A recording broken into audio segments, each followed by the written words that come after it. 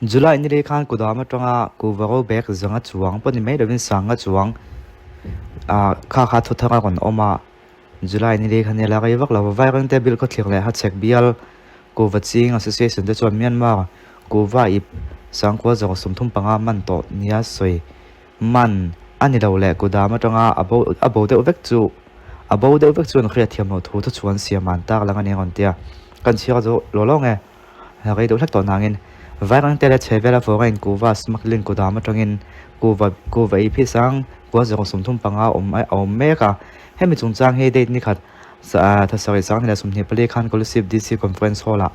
collective dc zone lt sang ga khoina nan soi howa meeting a hen collective sp david lalthang le na le dc zone lt sanga sdpo vai rang te sdo varante le varante bil ko thia chek bial ku waching do join committee ai ote an vatelani ti chon heng foreign ko va smuggling go down me te hi cheson tolo tu le dan anga malak tu ani thu collective dc le sp chon so in natlang nei ngai lo athen fai thuai an tum thu le natlang nei re lo tu ko waching tu te hen ngen nge ti chon july ninga sang thila sumni ple thlang lo ngak tu ga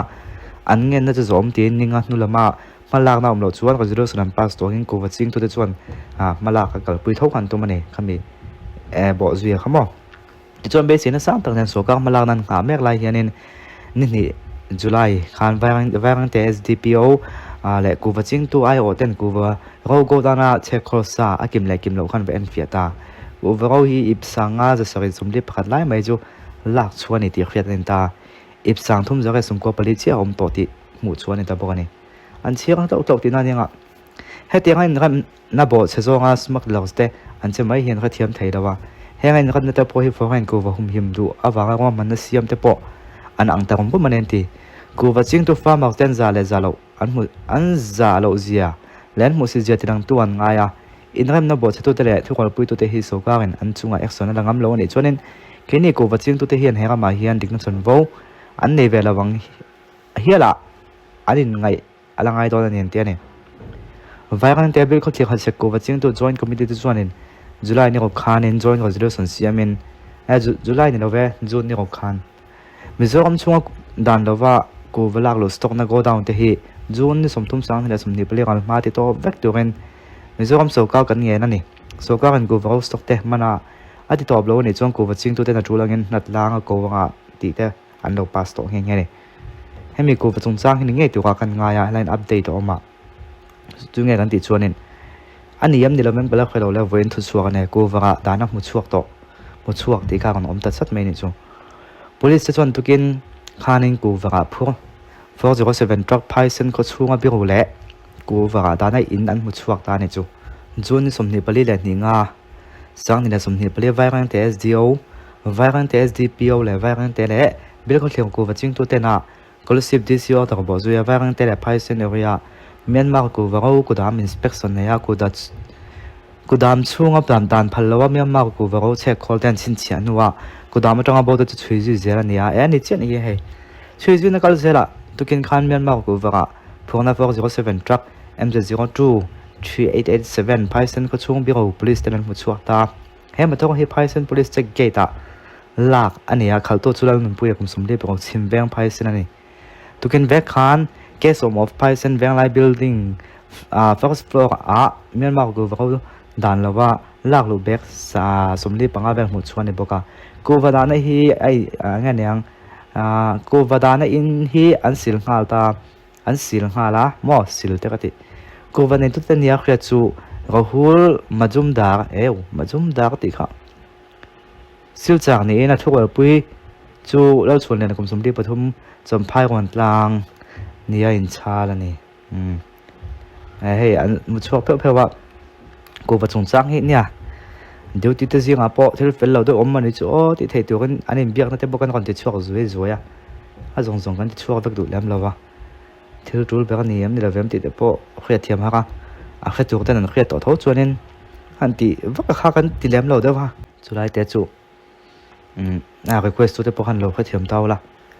puni te hen anu chung chang so ya anu kul to ben so ma se chu tun tu ma chu me chu ka kon ti ton lawa he zo he tun tu ma chu a to sei chang pu hi kon chiang lok to na MHEP day pual mo Troy Bill to MLA Professor Eflal Niloma Minister of State chuan in MHEP day voi chum ngana bial chung ke fa nga man puya Professor Niloma chuan ni kum top lama campaign an wa chho thu soin campaign line ne boka kan thanna lai kan se chaw chaw ani thavek zinga min du be kan yanga min thlang tlinga ka lom khop maya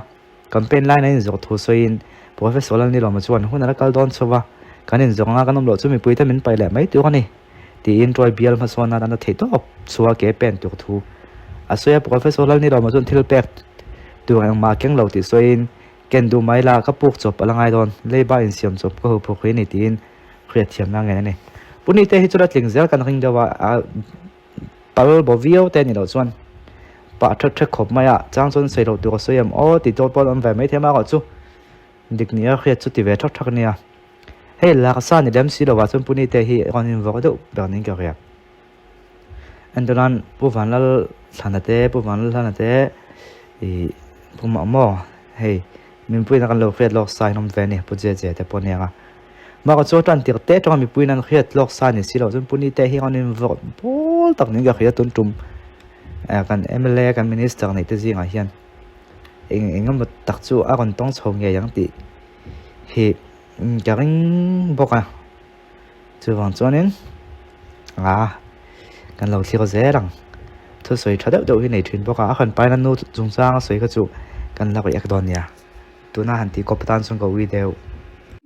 Ole July thla chunga tana trampui tu donation kan khon le tu chu hei hi ni chung kuan nia an pa be kan thi san towa fa pathum au pa be po kum som chi alani an pa be dam lai po hian tong ka moi lo ni lo se in lo kol be lob lo pang chi kha nia an chang chia an nu hian na tak tak thok thei lem lowa ro ka han chut ve lob lo pang te ni ngot lo chuan mona tho thei lo chu a thok thei wak bik lo ti na ni chu an pa be kana thi san ta kan chuan an khot saka boi ro ve je kang ti khriat theya chung ten nei bul ve ang renga han thamuan pui tur wa kan nei bik lem lo anin po asam tai phlui to lam pang ani ve a veng mok lama oman ni a kan soi chian lu tuk chuan chu mi te chu ni mo te in chui chu hi ol thina han so pai se kan du bok thren si chu wangin hemi te chung ko tan hian ti top mai te ang khai khom mai la July tha chung chu kam phal ang tho khom lengu miang anin chung khok bung ko te pe chu soi al tul lam lova an ni tin mamo an e le in le an sil le fen tur po tho chuangai ve tak tak ang chi den mun khan ni wangin in kha thiam thei mai ang chu ka sei fo thina mi hi tran puyan ngai e ma wanga tram pui tu ni don tai la ai tram pui ngai zo khinom zera chu wangin tram puyan ngai e ma wang ni rawin kan thin lunga hian tram pui du na kan omna sata wang zo hian tram pui mai tu kan ni i thin lunga tho lem lo chuan lan moi du na wang ten ti mai roina a tho na khan kan tram pui lai mai tu kan ni ma se kan thin lunga midang te pui du na lo om chuan chu kan pen chua pui mai do na ni siang an za ta nge boi lo la chiang som che nga po lo ni ro se atling kho ma kha sing chuang alo ni thren midang te ta na mal som na thlen tu ni kan tum le vek don nia